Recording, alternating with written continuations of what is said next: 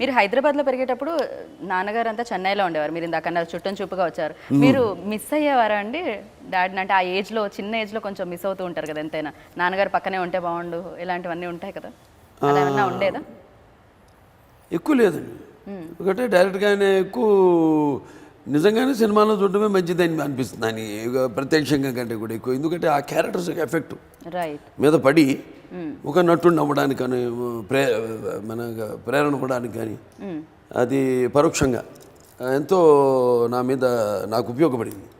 కాబట్టి ఇప్పుడు ఆయన సినిమాలు తప్ప వేరే హీరో సినిమాలు ఈ రోజుకి చూడండి నేను. సో కాబట్టి డెఫినెట్గా ఇప్పుడు సంవత్సరానికి 7-8 సినిమాలు రిలీజ్ అయిపోయాయి.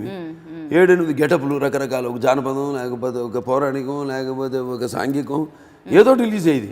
సో డిఫరెంట్ గెటప్స్ చూసి మేము ఆనందించేవాళ్ళం, ఇన్స్పైర్ అయ్యేవాళ్ళం. కాబట్టి ఎక్కువగా మిస్ అయ్యేవాడిని కాదు నేను. ఓకే. అండ్ అంతేకాకుండా ఆ చిన్న వయసులో కానీ ఎంగేజ్లో కానీ మామూలుగా రామారావు గారు సినిమా రిలీజ్ అయ్యి అంటే ఆయన కృష్ణుడి పాత్ర ఏదైనా వేస్తే థియేటర్లో హారతి ఇచ్చేవారు. ఇప్పుడు నేను పిక్చర్ అనుకున్నాను రైతు అని. ఓకే. అది ఫ్యూచరిస్టిక్ పిక్చర్. ఫ్యూచర్ అంటే నేనేది ఏంటంటే నాన్నగారి విషయంలో నా విషయంలో కూడా ఎప్పుడు మేము 20 సంవత్సరాల ముందు ఆలోచిస్తాం. అప్పుడప్పుడు అది డేంజర్ కూడా. ఇప్పుడు నాన్నగారు పిచ్చి పుల్లయ్య, తోడు దొంగల సినిమాలు తీశారు మొదట్లో. 2 లక్షలు అయింది అప్పుడు 2 లక్షలు అంటే వాళ్ళ చాలా విలువ దానికి.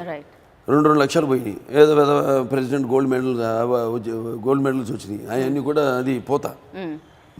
సరే అంటే థింకింగ్ నేను ఆ పిక్చర్ ప్లాన్ చేసినప్పుడు రైతు ఎప్పుడో ముందు జరగబోయేది, ఏ పరిస్థితులు రాబోతున్నాయో అని నేను ఊహించుకుని, అంటే దొంగతనాలు చేస్తారు ముందు, ఒక దొంగలు హీరో ఎదురవుతాడు, ఎవర్రా మీరు, మేము బంజారాహిల్స్ నుంచి వచ్చామండి, నేను జూబ్లీస్లో ఉన్నాను, ఇక్కడికి ఎందుకు వచ్చారా అంటాడు.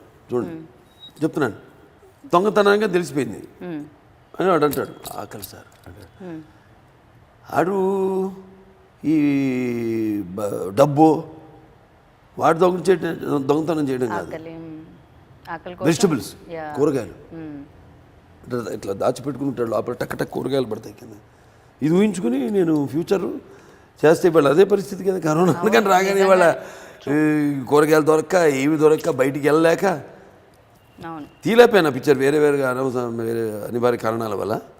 కానీ చెప్తున్నాను థింకింగ్ మాది ఇప్పుడు చాలా దూరం ఆలోచిస్తాం.